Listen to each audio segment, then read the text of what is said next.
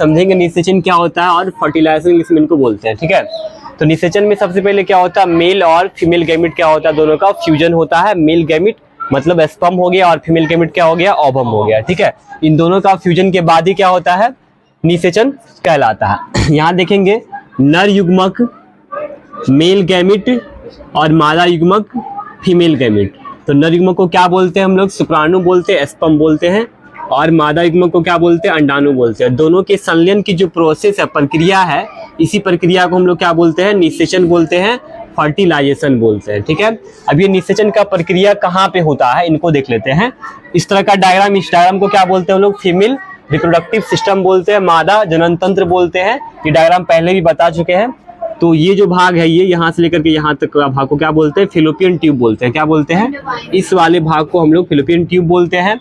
और इस ट्यूब का 3 भाग इसमें होता है, एम्पुला होता है पहला, और दूसरा क्या होता है, स्थमस होता है, और तीसरा होता है इनफंडिबुलम होता है।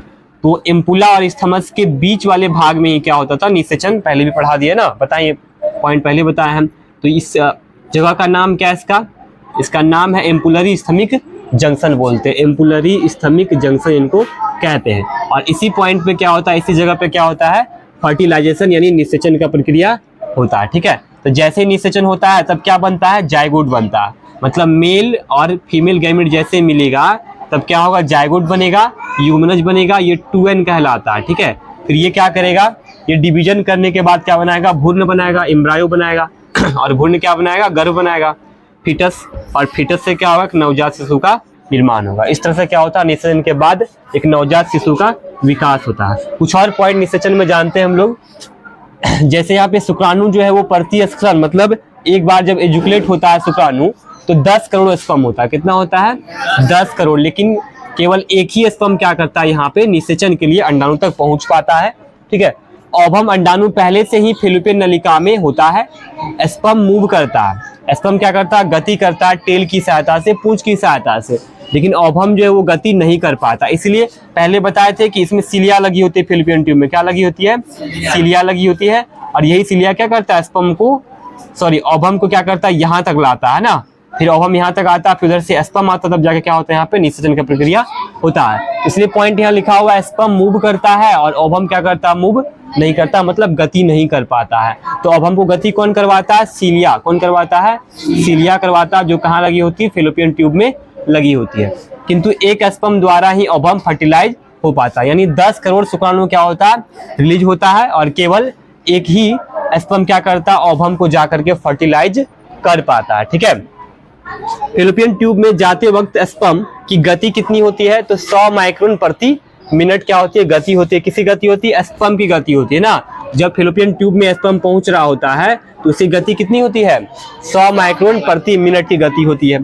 शुक्राणु का जीवन काल देख लेते हैं। जीवन काल मतलब शुक्राणु जब फिलिपियन ट्यूब में पहुंचेगा तो कितने दिनों तक जीवित रहेगा, दिन नहीं घंटे तक जीवित रहेगा। तो 12 से 24 घंटा तक, कितना घंटा तक, 12 से 24, कभी कभी ये 48 घंटे तक भी जीवित रहता है स्पर्म। ठीक है, और अंडाणु का जीवन काल कितना होता है, ओवम का, तो ये 24 से 48 घंटा होता है। कितना होता है, 24 से 48 घंटा होता है।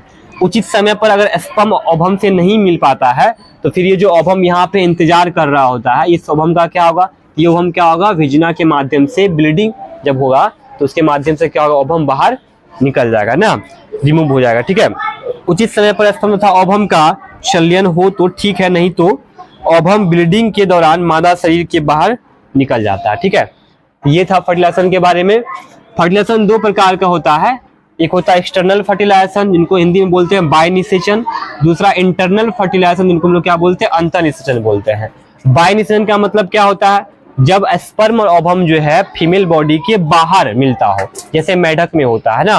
मेढक में क्या होता है, मेल स्पर्म और फीमेल ओवम क्या होता है, बाहर मिलता है, पानी में मिलता है, तो उसको क्या बोलेंगे, एक्सटर्नल फर्टिलाइजेशन बोलेंगे, बाय निषेचन बोलेंगे। ठीक है, इंटरनल फर्टिलाइजेशन क्या होता है, जब मेल स्पर्म और फीमेल ओवम फीमेल बॉडी के अंदर मिलता हो ना, उसको क्या बोलेंगे, इंटरनल फर्टिलाइजेशन बोलेंगे, अंतर निषेचन बोलेंगे। समझ में आ गया, ये 2 प्रकार का फर्टिलाइजेशन था।